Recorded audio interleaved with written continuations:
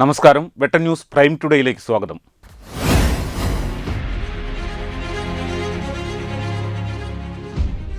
ശക്തമായ കാറ്റിലും മഴയിലും നിർമ്മാണത്തിലിരുന്ന വീട് തകർന്നു വീണു.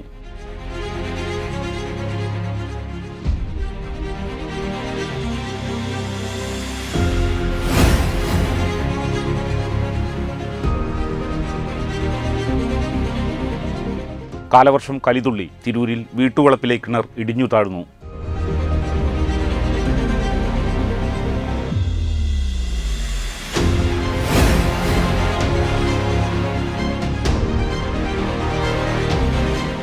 ദുരിതം തീരാതെ ചമ്രോട്ടം പാത.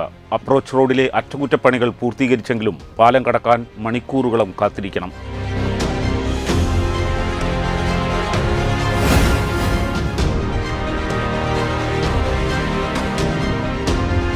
കോട്ടയ്ക്കൽ എടരിക്കോട് മമ്മാലിപ്പടിയിൽ ദേശീയപാത 6 വരി പാതയിൽ അപകടത്തിൽ പരിക്കേറ്റ യുവതി മരിച്ചു.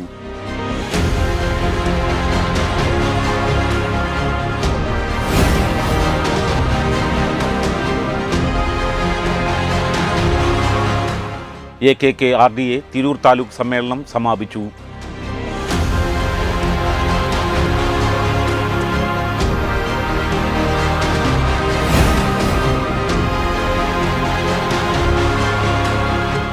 ബിപിയങ്ങാടി GMUP സ്കൂളിൽ കൂട്ടിനായി അമ്മക്കിളിക്കൂട്ടം. പഠനോപകരണ നിർമ്മാണ ശില്പശാല സംഘടിപ്പിച്ചു.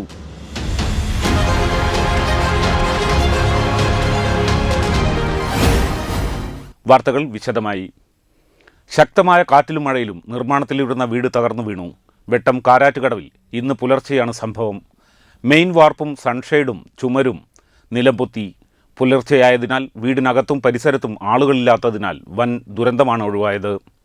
തിങ്കളാഴ്ച പുലർച്ചെയാണ് സംഭവം. വെട്ടം പഞ്ചായത്ത് 12-ാം വാർഡിലെ ഇല്ലിക്കൽ ഇസ്മായിലിന്റെ നിർമ്മാണത്തിലിരിക്കുന്ന വീടാണ് തകർന്നു വീണത്.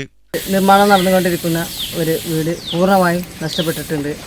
ഇന്ന് പുലർച്ചെ മഴ 2 മാസത്തെ മഴ നിൽപ്പുണ്ട്. മൊത്തം ഭാഗ്യം പൂർണ്ണമായും നഷ്ടപ്പെട്ടിരിക്കണം. അതിന് എന്ത് നടപടി ആണ് ചെയ്യാൻ പറ്റിച്ച അത് ചെയ്തു തരണം. പുലർച്ചെ രാവിലെ ഒരു 5 മണിക്ക് ആണ് സംഭവിച്ചിട്ടുള്ളത്.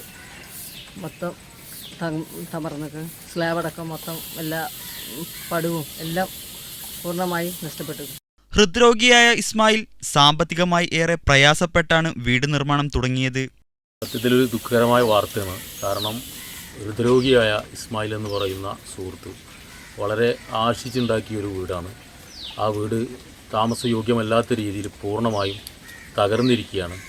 2 മക്കളും ഭാര്യയും അടങ്ങുന്ന കുടുംബമാണ്. ഇപ്പോൾ കുറച്ച് കാലമായി ചികിത്സയിലിരിക്കുന്ന 2 സർജറിയൊക്കെ കഴിഞ്ഞ ഒരു വ്യക്തിയാണ്. അദ്ദേഹത്തിന് സർക്കാരിൻ്റെ ഭാഗത്തും മറ്റും ലഭിക്കേണ്ട സഹായങ്ങൾ നിർബന്ധമായി കിട്ടണമെന്നാണ് നാട്ടുകാരായ ഞങ്ങളുടെ ആവശ്യം. അദ്ദേഹത്തെ സഹായിക്കാൻ തയ്യാറാവണമെന്നാണ് ആവശ്യപ്പെടുന്നത്. റവന്യൂ വില്ലേജ് അധികൃതർ വീട് സന്ദർശിച്ചു. ന്യൂസ് ബ്യൂറോ, വെട്ടം. കാലവർഷം കലിതുള്ളി തിരൂരിൽ വീട്ടുവളപ്പിലെ കിണർ ഇടിഞ്ഞു താഴ്ന്നു. ഇന്നലെ വൈകിട്ട് ഭാഗികമായും ഇന്ന് രാവിലെ പൂർണ്ണമായും ഇടിഞ്ഞു താഴ്ന്നു. തിരൂർ നഗരസഭ 12-ാം വാർഡിൽ മതിലിങ്ങൽ വടക്കുംപാടത്താണ് സംഭവം. ശക്തമായ കാറ്റിലും മഴയിലും തിരൂർ നഗരസഭ 12-ാം വാർഡിൽ മതിലിങ്ങൽ വടക്കുംപാടത്തെ കിഴക്കുംപാട്ട് ഫാറസിന്റെ വീട്ടുവളപ്പിലെ കിണറാണ് ഇടിഞ്ഞു താഴ്ന്നത്. ഇന്നലെ വൈകിട്ട് ഭാഗികമായും ഇന്ന് രാവിലെയോടെ പൂർണ്ണമായും ഇടിഞ്ഞു താഴ്ന്നു.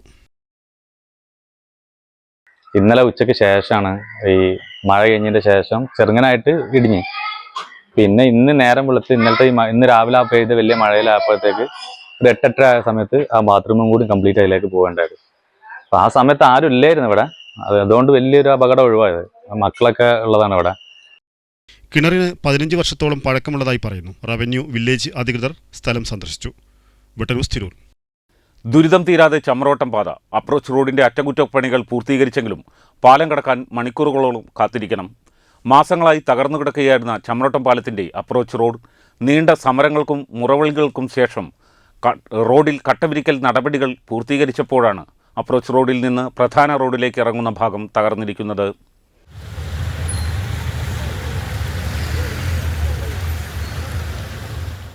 അപ്രോച്ച് റോഡിൽ നിന്നും പ്രധാന റോഡിലേക്ക് ഇറങ്ങുന്ന ഭാഗത്ത് വലിയ കുഴികൾ രൂപപ്പെട്ടതോടെ മണിക്കൂറുകളോളം ഗതാഗതം തടസ്സപ്പെടുകയാണ്. ആംബുലൻസ് ഉൾപ്പെടെ നിരവധി എമർജൻസി വാഹനങ്ങൾ ഗതാഗതക്കുരുക്കിൽപ്പെട്ട് കിടക്കുന്ന കാഴ്ചയും കാണാം. ഇവിടെ നിത്യവും ആയിരക്കണക്കിന് വാഹനങ്ങൾ കടന്നുപോകുന്ന ജില്ലയിലെ പ്രധാന സംസ്ഥാന പാത കൂടിയാണ് ഇത്. മഴ കനത്തതോടെ കുഴിയിൽ വെള്ളം നിറഞ്ഞ് നിരവധി ഇരുചക്രവാഹനങ്ങൾ ഇവിടെ അപകടത്തിൽപ്പെടുന്നത്. വെട്ടന്യൂസ് ചമ്രവട്ടം.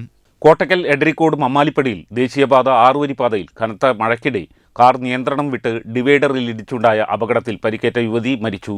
കോഴിക്കോട് പയ്യോളി സ്വദേശി സുജിത്തിന്റെ ഭാര്യ ദീപ്തി പ്രസന്നകുമാറാണ് മരിച്ചത്. കോഴിക്കോട് ഭാഗത്ത് നിന്ന് തൃശൂർ ഭാഗത്തേക്ക് പോവുകയായിരുന്ന കാറാണ് കനത്ത മഴയ്ക്കിടെ തെന്നി ഡിവൈഡറിലിടിച്ച് അപകടത്തിൽപ്പെട്ടത്.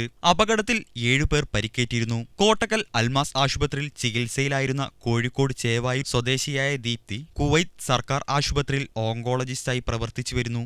യുവതിയുടെ ഭർത്താവ് കോഴിക്കോട് പയ്യോളി കൃഷ്ണം വീട്ടിൽ സുജിത്, മക്കളായ അവന്തി, ആരതി, പയ്യോളി കൈലാസ് വീട്ടിൽ വിമൽ, ഭാര്യ ദീപിക, മക്കൾ ആരാധ്യ എന്നിവർക്കാണ് പരിക്കേറ്റത്. വെട്ടന്യൂസ് കോട്ടക്കൽ.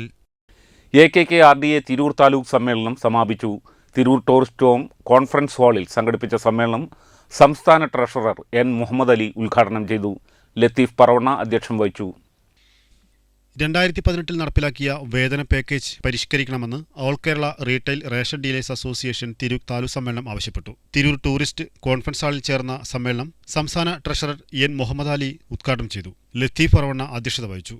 വ്യാപാരി കാരുണ്യസ്പർശം പദ്ധതി താലൂക്ക് തല ഉദ്ഘാടനം, മുതിർന്ന റേഷൻ വ്യാപാരികളെ ആദരിക്കൽ, പരീക്ഷകളിൽ ഉന്നത വിജയം നേടിയ വ്യാപാരികളുടെ മക്കളെ അനുമോദിക്കൽ, പുതിയ ഭാരവാഹികളെ തെരഞ്ഞെടുക്കൽ, വനിതാ കൂട്ടായ്മ രൂപീകരണം എന്നിവയും അനുബന്ധമായി നടന്നു. ജാഫർ തണ്ടത്ത്, ഉണ്ണി കുറ്റിപ്പുറം, മണി കൊണ്ടോട്ടി, ജയകൃഷ്ണൻ തിരൂരങ്ങാടി, ബാവ പടിക്കൽ, AT സൈതലവി, നാസർ പൊറ്റാരത്ത്, യൂസഫ്, മുസ്തഫ താനാളൂർ, സഫിയ നിറമരുദൂർ എന്നിവർ സംസാരിച്ചു. സൈവത്ത് പുറത്തൂർ നന്ദിയും പറഞ്ഞു. തിരൂർ താലൂക്ക് പ്രസിഡന്റായി ലത്തീഫ് പറവണ്ണയെയും ജനറൽ സെക്രട്ടറിയായി ജാഫർ തണ്ടത്തിനെയും തെരഞ്ഞെടുത്തു.